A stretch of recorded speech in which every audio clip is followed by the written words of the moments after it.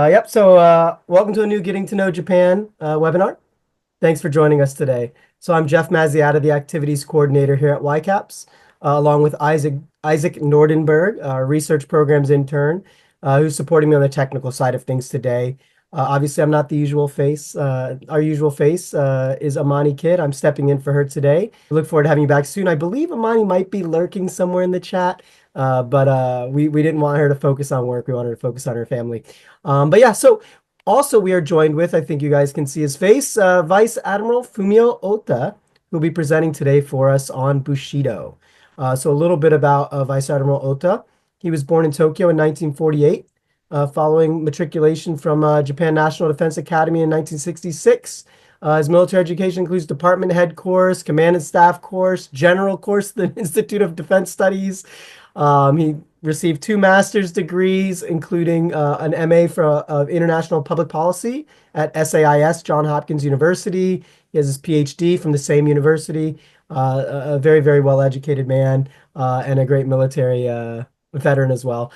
So his bio goes very, very long. I'm not going to bore everyone with all of it, but I would encourage people to go check out our event page and check out his full bio. It's quite impressive, and one day I expect Isaac to have just as impressive of a bio. One other thing I'd like to note is for everyone, just a kind reminder to please refrain from turning on your microphones during the duration of our recording and presentation today. And also one other note is we are recording this for YouTube, so it will be up on our YouTube channel if you want to come back to it and see it later. Vice Admiral Ota will give about 30 minutes or so of prepared remarks. Then we'll go into a Q&A session. I would like to just gently remind the audience that Admiral Ota's first native language is Japanese. English is his second language. So I ask folks to kind of keep the questions focused if possible. And that way it'll help our Q&A session very much. That being said, I'm going to hand it over to Admiral Ota. Sir, the floor is yours. Okay, thank you very much for your kind introduction and also inviting me at YCAP webinar. This is the second time for me to make a presentation at YCAPs. The first time was almost 3 years ago when I made the presentation titled Taiwan's Crisis is Japan's Crisis. Since the time is limited, I'll move on to the main subject. I have one older brother. He is currently the vice president of Tokyo Kendo Federation. He and I started Kendo in junior high school. Our impetus for running Kendo was our mother's desire for her children to be imbued with Bushido spirit. Our father practiced judo at the Metropolitan Police Department, yet a father's influence on children is limited. When I was a militiaman in the National Defense Academy or NDA of Japan in Yokosuka, I became the University Kendo champion of Kanagawa Prefecture. Of note, the commander of Japan Self-Defense Force Joint Operation Command, which established in this week, General Nagumo, and current Air Defense Command Commander, General Yajima, stationed at the Yokota Air Force Base, used to belong to the National Defense Academy of Japan Kendo Club.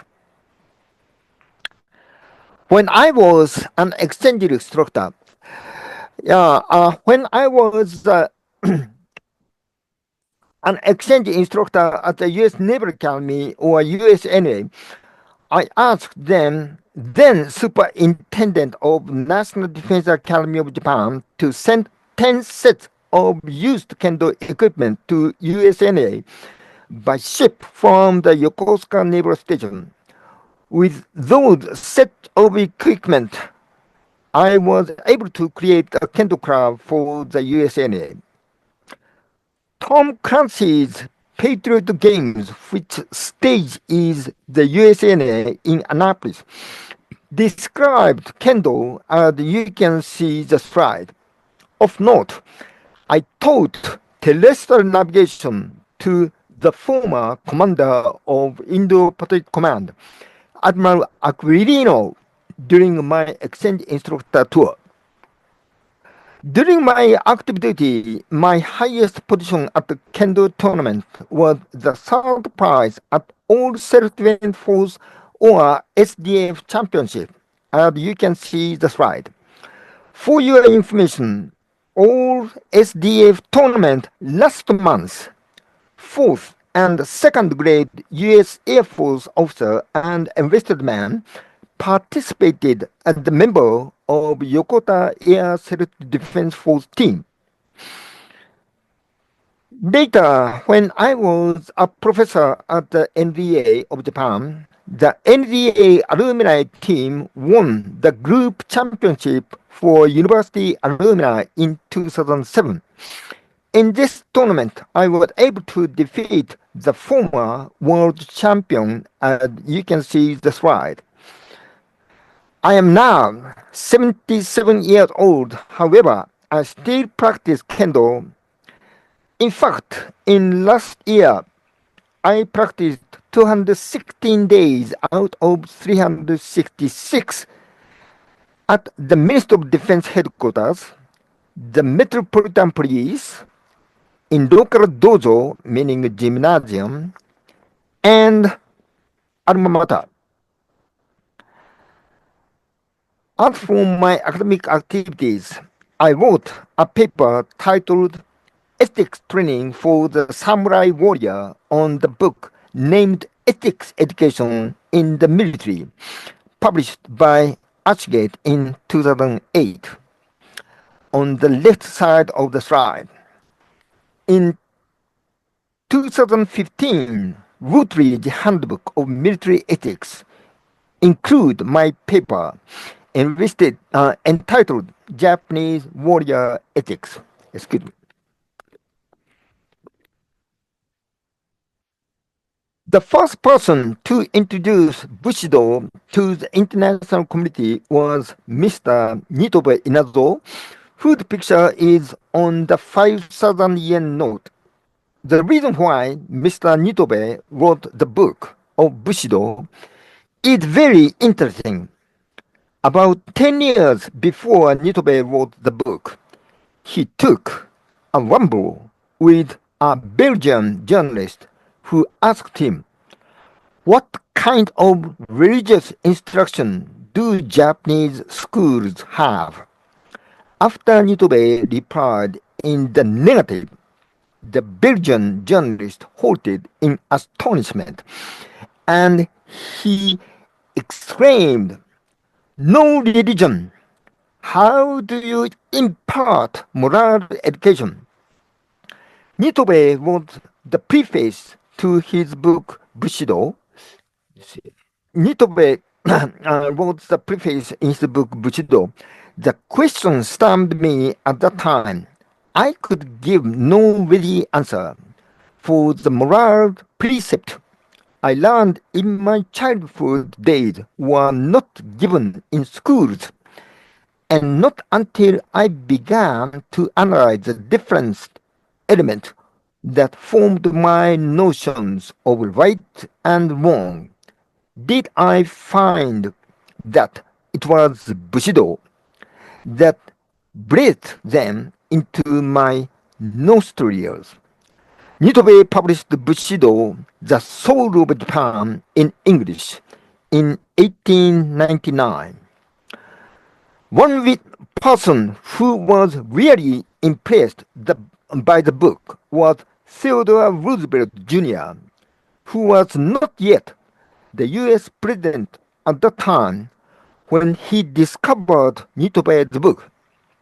He was so impressed by the book Bushido that he bought many books with his personal money and gifted them to his acquaintances. After President William McKinley was assassinated in 1901, Vice President Theodore Roosevelt became the U.S. president. 3 years later, the Russo-Japanese War started. The main reason which current Ukraine has suffered a very difficult position against Russian aggression is the difference of national power. GDP ratio is about 1 to 7. GDP ratio between Japan and Russia in 1904 was also almost 1 to 7. Japanese leaders, such as the first Prime Minister Ito Hirobumi, dispatched Mr. Kaneko Kentaro, who was the Theodore Roosevelt Harvard University classmate, became the negotiator between Japan and Russia.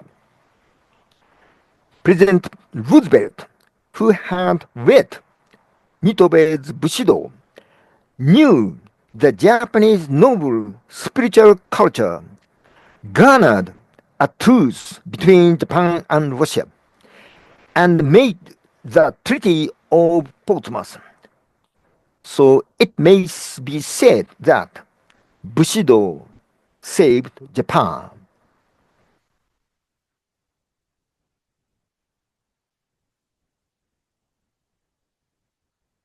Okay, ethics by Nitobe's Bushido consists of 7 elements. The first, rectitude or justice. The second, courage.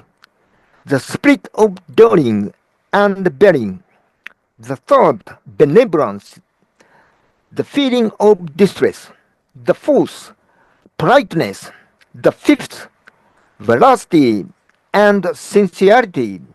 Sixth, honor. And seventh, the duty of loyalty. I would like to emphasize especially the third, benevolence, the feeling of distress. Nitobe wrote, benevolence to weak, the downtrodden, or the vanquished was ever extolled as peculiarity, becoming to a samurai. Bushido practitioners should consider the weak, such as female player, the downtrodden, such as pupil, and the vanquished, such as the loser. Currently, power harassment toward pupils and sexual harassment of female athletes has been a serious problem among not only within the martial art but in all sports. If all players have benevolent spirit, harassment should never happen. Practicing kendo, effective strike should be cancelled if the player does a victory pose. Western martial art like fencing and even judo, a victory pose is not discouraged, however.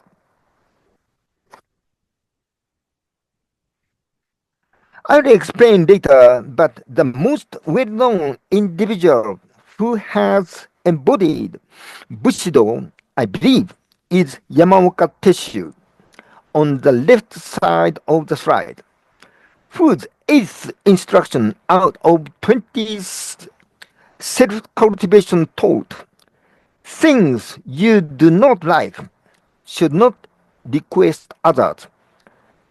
Things you do not like is a reference to what we think of today as harassment.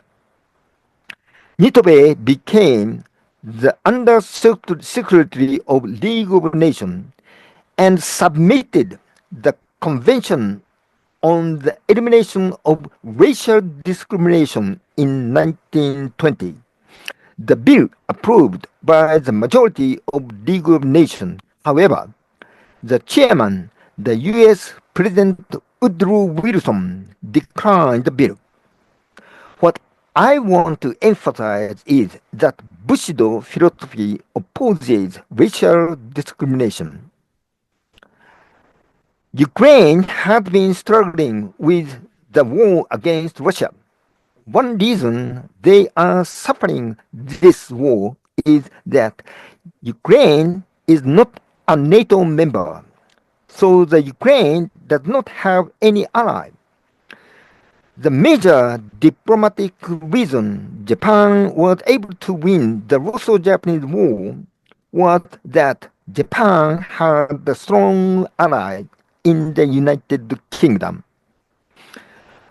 On the base of Anglo-Japanese alliance, which was established in 1902. One of the reasons for UK for form such an alliance with Japan was the Boxer incident in 1900. Since Qing dynasty could not control the Boxers, 8 countries, which include Japan, Russia, UK, France, US, Germany, Italy, and Austria-Hungary, dispatched their troops into Qin, current China. This is similar to the situation with the Ukraine war today. Russian soldiers carried out robbery and an assault on women. Conversely, the brave and international law-abiding Japanese soldiers acted based on Bushido ethics. United Kingdom observed and relied on Japan. This is one of the reasons they decided to establish the Anglo-Japanese alliance. Then UK had the strong policy called splendid isolation. The first state for her to form an alliance was the small state in the Far East. Again, Bushido saved Japan. Excuse me.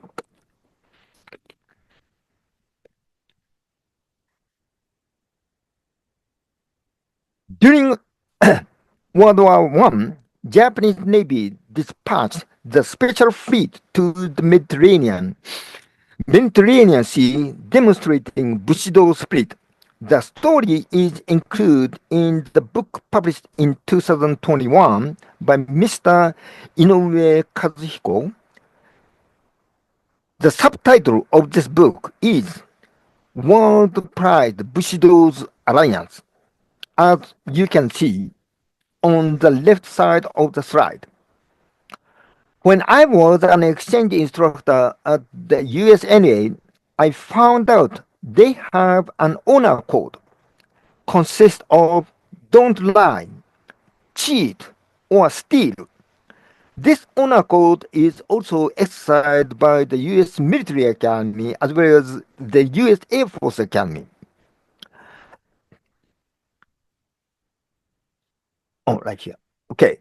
Yamaoka Tetsu's first rule out of 20 self-cultivation is do not lie. I believe this is the ethical foundation of the US-Japan alliance since 1950 because the basis of alliance is the warriors' mutual trust. I received a PhD from the School of Advanced International Studies, or SAIS, at Johns Hopkins University, which Mitobe Inazo also attended. My doctoral dissertation focused on the alliance. By comparison to other alliances held by the United States of America in East Asia, such as the US-Korean alliance and the US-Philippine alliance, some of the differences are obvious. The discussion of US troops retreat from Republic of Korea, or ROK, was not started from President Trump, but President Carter in 1970s. Under the left-wing Roh Moo-hyun administration during 2000, one brigade of the U.S. 2nd Infantry Division in ROK was pulled out from ROK and dispatched to Iraq, but never returned to ROK. Philippine government kicked Subic U.S. Naval and Clark Air Force bases out from Philippines right after the end of Cold War. Yet now that China have been occupying several islands in Philippine Island in her exclusive economic zone, Philippine government has again been approaching toward the United States. Okay, Yamaoka Teshu used to be a shogun retainer and achieved the bloodless surrender of Tokugawa's Edo castle. Therefore, he became Meiji Emperor's chamberlain. In 1882, the Meiji Emperor granted the imperial priest to the soldiers and sailors. I believe this is a direct reflection of the philosophy of Bushido, especially Yamaoka's rendition of it. The precept concept of five virtues on the right side of the slide, which are the first, loyalty, the second, propriety, the third, valor, the fourth, faithfulness and righteousness, and the fifth, simplicity. Finally, sincerity, which is the foundation of every one of the other virtues. The first time I read the imperial priest to the soldiers and sailors when I was the NDA of Japan midshipman, I felt that this is Bushido itself. On the second virtue, propriety, the precept instructs superiors should never treat their inferiors with contempt or arrogance, except when official duty requires them to be strict and severe. Superiors should treat their inferiors with consideration, making kindness their chief aim. You may wonder why Japanese Army and Navy had conducted iron fist sanctions and prisoner abuse during World War II. Despite all such a benevolent instruction, in fact, Japanese Army and Navy had not exercised iron fist sanction until the Russo-Japanese War. Japanese Army introduced French custom at the beginning, which army had a servant who washed socks of superior's wife. After Prussia won the Franco-Prussian War during 1870s, the Japanese army had introduced Prussian custom, which was made famous by Friedrich the Great, who instructed to make soldiers be frightened by the whip of corporal rather than the enemy. He encouraged corporal sanction. Japanese Navy introduced the British custom, such as Marshal Wellington, winner of Napoleon War, enthusiastically encouraged corporal sanctions. It is from those external origins that the Japanese Army and Navy began to exercise corporal sanction after World War I. I think Japanese Army and Navy became a bit arrogant without propriety, which was the second instruction in the imperial precept to the soldiers and sailors after the victory of Russo-Japanese War. During even World War I, however, prisoner of war camp in Shikoku Island, German prisoners conducted the Beethoven number 9 at the end of the year. That means they were treated by human manner. But Japanese Army and Navy had boasted to not only Japanese citizens but also Asian neighbors after the China incident. Dr. Samuel Huntington criticized the Japanese Army in his book, the soldiers and the and state, citing Senjin-kun military code, which General Tojo, Minister of Army, submitted in 1941, but he never cited the imperial precept to the soldiers and sailors, which had much influence not only army but also navy. I think his citation lost balance.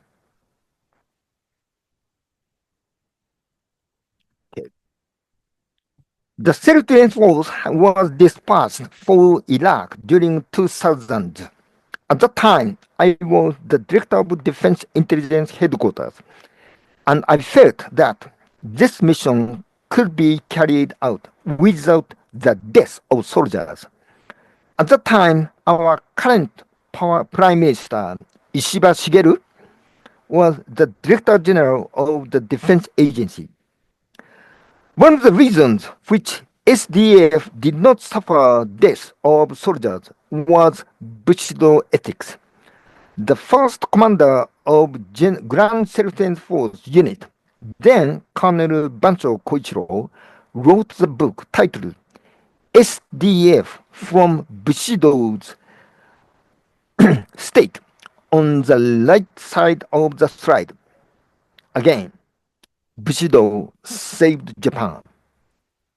General Bushido wrote, Western soldiers tend to look down the people in Iraq and ignore their local customs. I requested my subordinates to stand in the same perspective of Iraq people without any discrimination. I stated that Nitobe submitted Convention on the Elimination of Racial Discrimination at the League of Nations in 1920. Bushido instructed us to prohibit discrimination.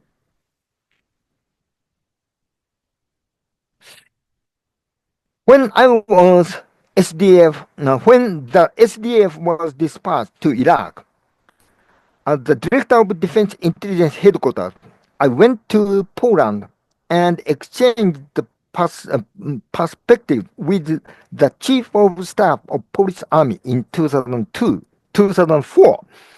The reason was that Polish Area of Responsibility, or AOR, was north of Japanese AOR, and terrorist groups usually come down from Baghdad, the north. The Polish Army Chief of Staff promised me that he will block terrorist group from the north in the Polish AOR. The friendly relationship between Japan and Poland was caused by these historic facts. During the Siberian dispatch in 1920, Japan rescued 763 Polish orphans and transported them back to their home based on the benevolence of Bushido spirit. Polish people never forget about that.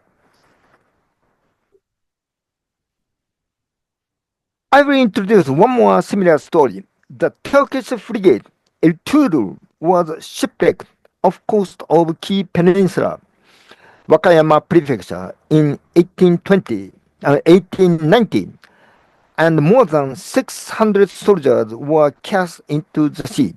The local people of the Kii Peninsula rescued them without any racial discrimination.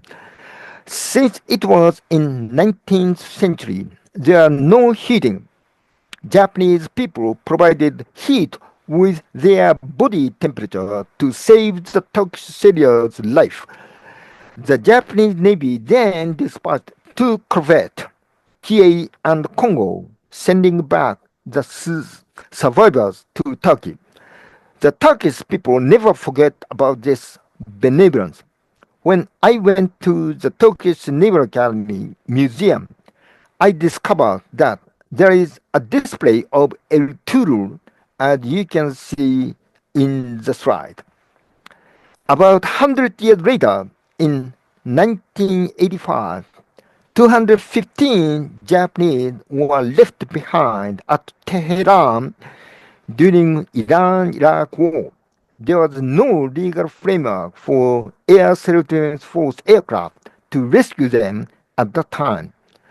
Turkish airliners jumped in Tehran and rescued all of the Japanese who were stranded there.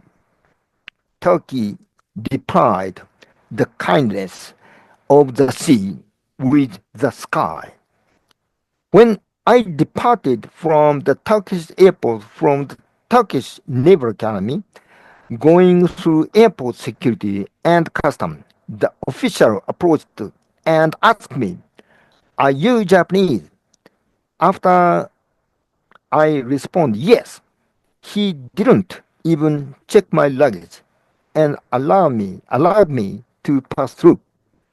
Now, President Trump will be inaugurated in January this year. During the first Trump administration, the closest political leader in the world to him was Japanese Prime Minister Abe Shinzo. Then, President Trump stated if, if the United States is attacked, Japanese can watch on Sony TVs while US fight for Japan when Japan is attacked. President Trump stated the same phrase recently.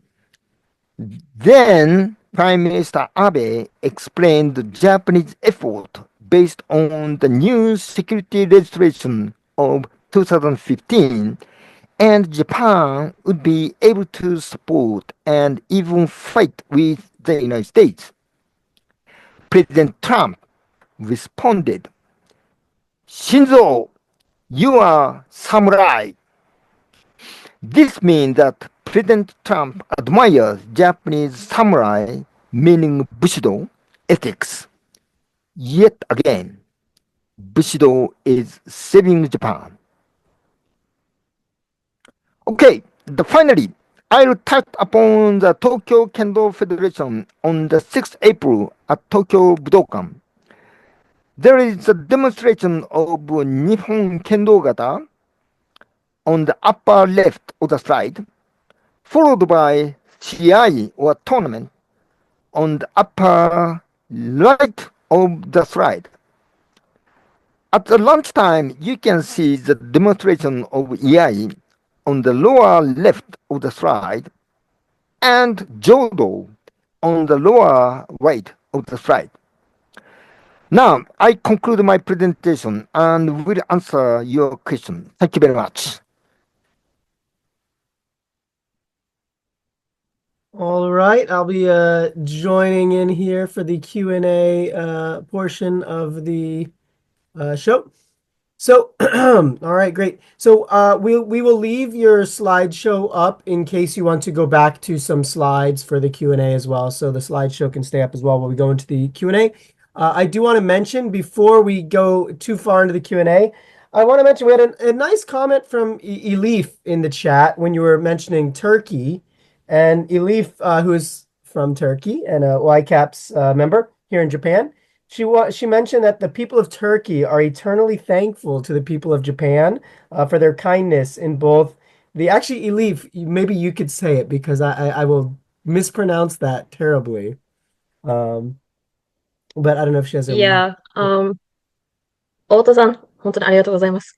Well, Okay. the Ertugrul incident is the well-known incident where the Ottoman ship was sunk in the coast of Kumamoto, and the surviving sailors, they were helped out by locals.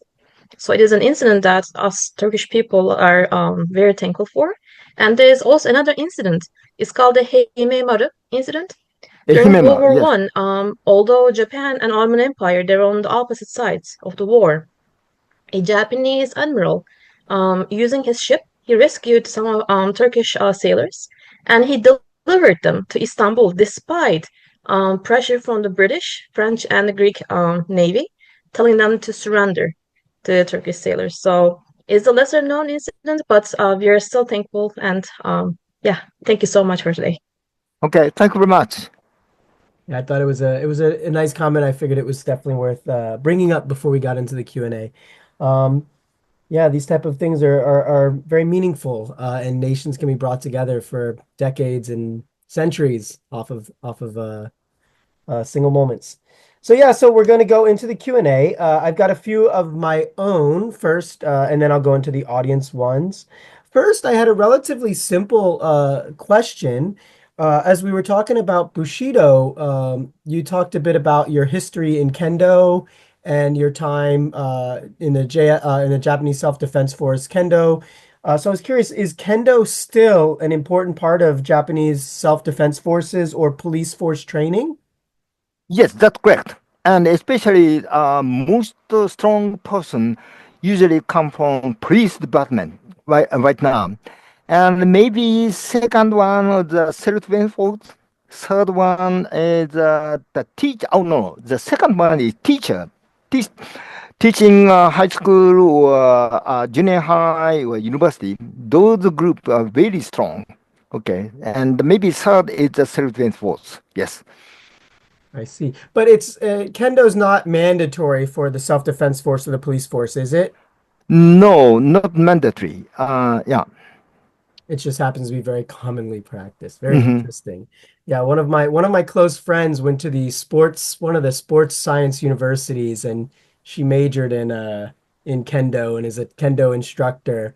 And she bragged to me the other week when I told her about we were having this event, and I had no idea. She was like, "Oh yeah, I got third place in all Japan in Kendo." And I was like, "What?" Mm. And then I realized how broadly Kendo is taken up within Japanese society. And Hmm. he also mentioned the strength of police and self-defense force in Kendo.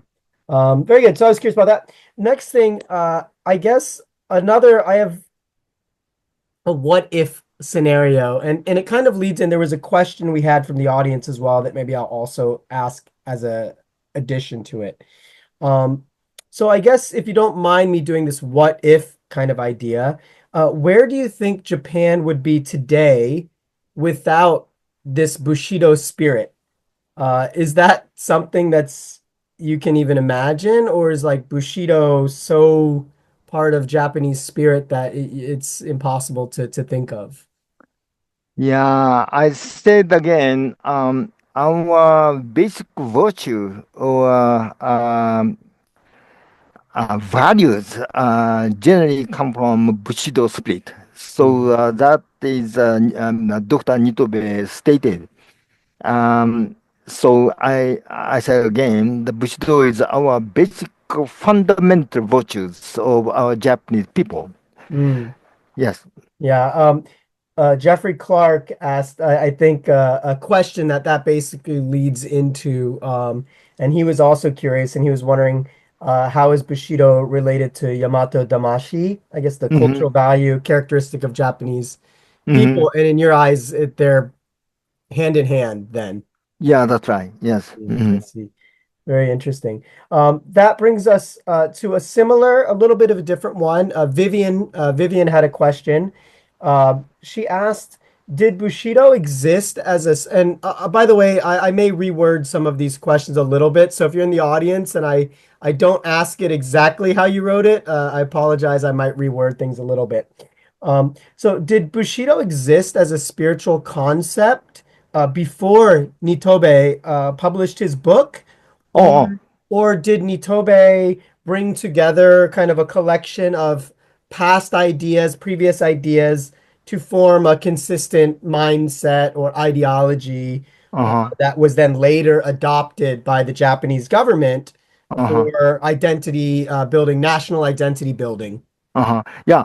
I think Bushi class was created almost I think 11th century in Japan. And then the Bushido ethics created one by one. So the before Nitobe stated Bushido book, there is a very strong tradition. One of the example is Yamaga Teshu. He is before Nitobe wrote the book of Bushido. He's exercised Bushido itself, and before that, For example, Miyamoto Musashi and some other warriors in Edo period, they demonstrate Bushido before the Nitobe wrote the Bushido book. The interesting is the significant for the Nitobe is he translated into Bushido into English and publicized to the international community. So this is a significant point for the Nitobe in Nazo. I see. Very good. So I have a couple other, so that there's a variety of questions. I'm going to go outside. I'm not going to take them in the order they were asked. There's a couple very basic questions that I think are very good to touch on first. So we had two similar or questions that I feel go well together. First, from Patricia Yarrow, she some basic key points of Bushido, and she asked, "Is Bushido sort of a religion?" And then if I can add into that, DK asked, how does Bushido differ from other codes of honor and behavior? Are there any key differences? So if you could talk about those aspects of Bushido. Is it a religion? Is it different than other codes of honor and such? Well, I think Bushido is itself is not religion. That is the basic ethics of Japanese people. So there are no relation with the religion. Uh, yeah, is that my is this answer could be the response to the question? Yes, for the first question for Patricia, yes. Okay. Obviously, so for many of us, we might think of it as similar to a religion because we think of religion and maybe religion guides people's lives, right? Mm-hmm, And mm-hmm, maybe I think the idea is Bushido's also sounds like something that guides people's life. So mm-hmm. maybe that was where the connection was made. But obviously, it's good to point out that it's No. not a Mhm. religion. No, not Um, religion. No. yes, very good. And now, in the second part of that, Bushido as a code of honor and behavior, Mm-hmm. does Bushido, is it different than other codes of honor or behavior like, we might see in a religion or other mindset? Are there any key differences from Bushido to other codes of honor or behavior? I would say I cited our imperial priest. The last one is simplicity. Mm, Simplicity is a very unique virtue. So the people of Japanese warrior not like do not like luxurious life, like spend money and enjoy culture. Their life is very simple. So that could be a major differences of the religious group. that's a good point. That's a very good point. That simplicity is very important. I actually had a question about that because you mentioned these values. Uh, Mm-hmm. you mentioned the importance of Yamaoka Teshu, Mm-hmm. who created the imperial precepts to the Yeah, that's right. soldiers and sailors. Mm-hmm. You mentioned obviously quite a few. I won't go into all of them, but I'm curious: are these same values upheld to this day, or have things changed? Is there a difference nowadays versus back then when they were first implemented? Like with Okay. modernization, have things changed? The big change had happened after the World War II, Mm, and the people, even in certain people, never reflect the major emperors, the co- code. So that could be the major difference before World One and World War Two and after the World War Two. But after maybe 80 years, the end of war, the people it's becoming to restore those values. So I think their values still alive and the Bushido sometimes it's become very obvious action for the self-defense people. If I can ask maybe a bit of a side question in that, obviously in your military career, I'm sure you Hmm. worked hand in hand with a lot of the U.S. Navy and the U.S. That's military. right. That's correct. Obviously, the U.S. military, we don't have that same uh, Bushido mindset, or we don't necessarily. Of course, Hmm. we like to say that. Of course, we do teach discipline. Hmm. We do teach a lot of Hmm. like values. When I was in the Hmm. army, we had the army values.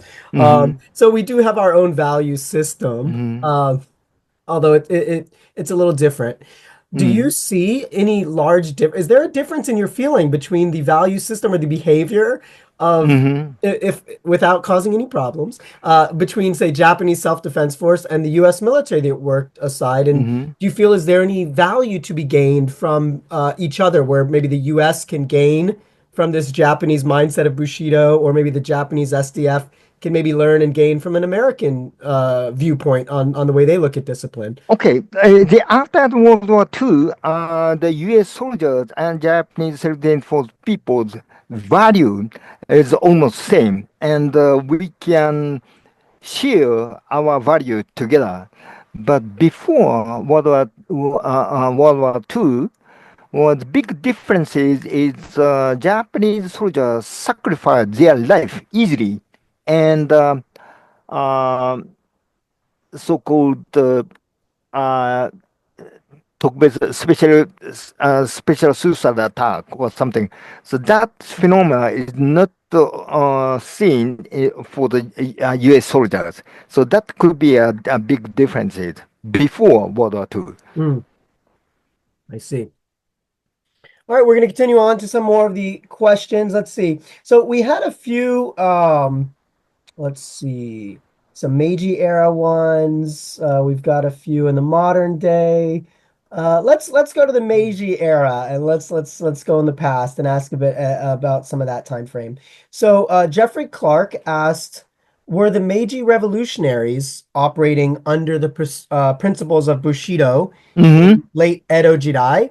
Mm-hmm. And what about Takamori Saigo in the same era? Mm-hmm. Which is Mm-hmm. kind of interesting thing about this, because the spirit of Bushido, if you have two opposite, you have warring sides. Does one have the spirit of Bushido and the other does not? Uh, were the Uh, revolutionaries under the spirit of Bushido? I think after the Meiji Restoration, most of the Japanese people have Bushido ethics. So Mm. there are no such a differences among two groups. Mhm. I see. Very good. Um, that brings me to, you mentioned the all Japanese people had the same idea of these ethics. Mhm. It's more of a newer question. It actually just came into the chat a little bit ago by Harmony Martin. Mhm. She asked, is Bushido still taught now as a part of ethics classes in Japanese public schools?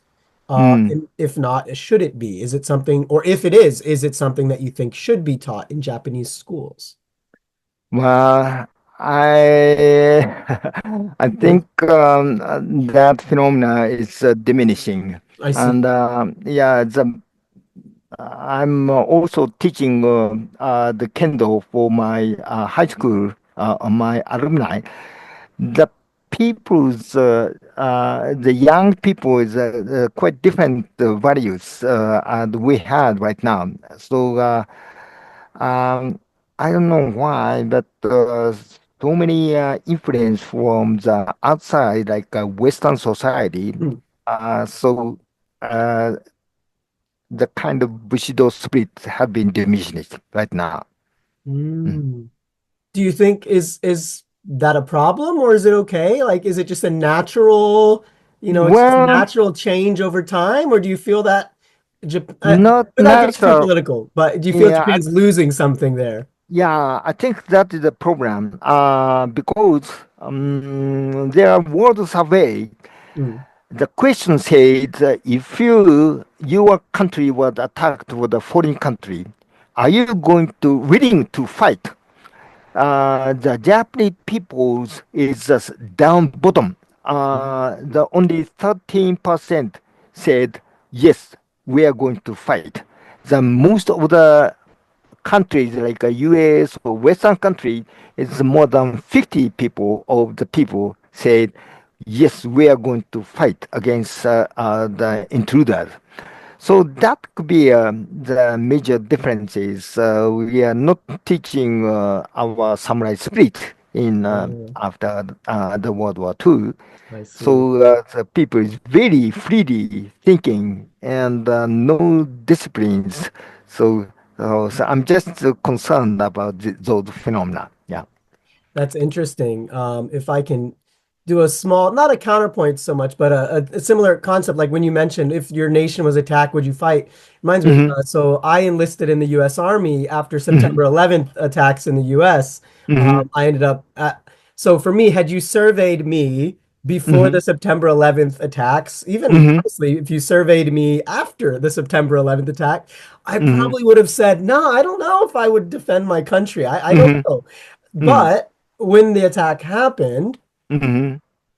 again, like I said, you might have surveyed a lot of people. Would you defend your country? And maybe Mm-hmm. 50% said yes. I see. But when I enlisted, it wasn't like there was a ton of people also enlisting to go fight for their country.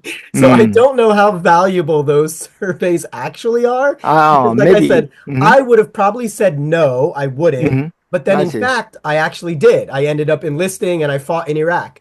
Mm-hmm. But I imagine a lot of people that said, yes, I would, Mm-hmm. when it came down to actually happening, they didn't, right? Mm-hmm. So, Mm-hmm. Mm-hmm. but Mm. I do feel that surveys are definitely a good kind of a finger on the pulse or the feeling, but I don't know Mm-hmm. how accurate it is. I have a feeling Ah, maybe. you Yeah, never maybe true. know. Maybe that Mm-hmm. maybe that Bushido spirit might flare up if something like that, which we Uh-huh. hope would never happen. But Mm-hmm. if something like that happened, you never know. Mm-hmm. Uh, but continuing on, we had an interesting question from Matthew Perry in the chat. And Matthew Perry, of course, the famous Perry family name, Mm-hmm. asked, "Did Commodore Perry know about Bushido, Mm-hmm. and what effect did it have on negotiations in 1850s?" Yeah, I think Commodore Perry very knowledgeable for Japanese people, and he learned what Japanese doing, and then went to Japanese port and negotiated Japanese government. So, but also he have some record saying that the Japanese people is very intelligent and make the women very important. So this is I never seen that kind of people among the Asian world. That is his impression. And also he know the weakness of Japanese and try to get the negotiation for the treaty of the Kanagawa Treaty in 1860 or so. Very interesting. And also very interesting with the comment about Japanese feelings on women. That's especially that long ago. Hmm. Hmm. A little bit of an interesting. I'm going to keep testing your history knowledge and see how far back it goes, because we had a question from, excuse my pronunciation in advance, Hu Hyun Tran, Miss Tran. Uh, they had a question saying about Song Dynasty Confucianism and religions, so Buddhism, Shintoism, etc. And their question was about the influence they might have had on the formation of Bushido's characteristics. So, do you feel was there an influence from like maybe like Song Dynasty or other Chinese like Confucianism on the formation of Bushido? I'm sorry, I couldn't So pretty understand you. a lot Hmm. of us think back and we think that maybe China had a lot of influence on Japan, Hmm. early Japan. Hmm. And so they were curious, did Confucianism or Hmm. Buddhism or other Hmm. maybe Chinese practices that came over to Hmm. Japan, Hmm. do you think they influenced the formation of Bushido? No, I don't think so. Mm, Bushido spirit is very unique for mm, Japan, so I don't observe that kind of behavior in China. Uh, so that is my short answer. Yeah, mm. So if there is, there's not a clear and direct influence that you that's right. see. Yeah. I see. Yeah, because of course, see these things. There may be influences that are subtle, but no clear and direct influence. Very good. We're running low on time. I might do one last question. I wanted to get there's a couple more, but I think I got most people. But I want to end with a question by Jeffrey Clark. You mentioned some books. Obviously, we put a book reference. We put a link to the main book that you discussed Hmm. in the YouTube chat or in the Zoom chat. But Hmm. Jeffrey Clark asked, "Are there other books, or what are the best books about Bushido? Are there any other book recommendations that you might give for the audience members if they want to learn more about Bushido?" Well, I think Nitobe Inado's Bushido is the very useful book. That book is just compared to the Western culture, and that and so this is the difference of Japanese traditional style. So I think it's very easy to read for the Western people Mm. uh, uh, to read Nitobe Bushido. Other that is I don't think coming up in my head. Okay. I'd say that Nitobe's Bushido is the best right now. All right, so we're going to start with reading Nitobe's Bushido Yeah, book, that's and right. then we're going Yes. to go into practicing Kendo to get the real feeling of, Yeah, that's right. of Bushido, like our YCAPS member Isaac has done. Hmm. So I'd like. Oh well, I am going to go into future events, but Matthew Perry asked about the book "Giving Up the Gun." Are you familiar with this book? Hmm. Hmm. Would you Hmm. say that would be a good book recommendation? Yeah, yeah, I think so. Yeah. Okay, well, there's another one. Thank you, Matthew, as well. One last thing I'd like to say is we appreciate all of your time. We appreciate, of course, Admiral Ota's time. If you like these type of events, you'd like to see us continue doing these events, both the webinars and in-person seminars. Of course, YCAPS is a small nonprofit organization. We're volunteer-led. And obviously, we can't do this without the support of our donors and whether they're major program sponsors or individual donors. If you'd like to donate to YCAPS, we have a PayPal. I think Isaac should be sharing the PayPal link in the chat. Go check it out. We were happy to receive any donations. Also, beyond that, I also want to mention for this series, if there's any type of topics that you'd like us to see, if you have a topic about Japan that you're interested in, and we'll do our best to make that happen. We actually found Admiral Ota as a speaker through his regular participations coming to our Yokosuka event, and we've been Hmm. seeing him around so much, and we knew he'd be a great speaker. So we're like, hey, let's put something together, and we got this great talk out of it. So like I said, we're volunteer led, and all of our members are very important to us. So if you have an idea, we'd love to make it happen for you. That's it. That's everything. Thank you very much for your time, everyone. Have a beautiful evening, and we'll see you at the Kendo Festival on April 6th. We'll cheer on Admiral Ota quietly in the stands. Thanks, guys. Have a great day. FadTech's IT support and mobile internet service helps make events like this one possible. Thank you.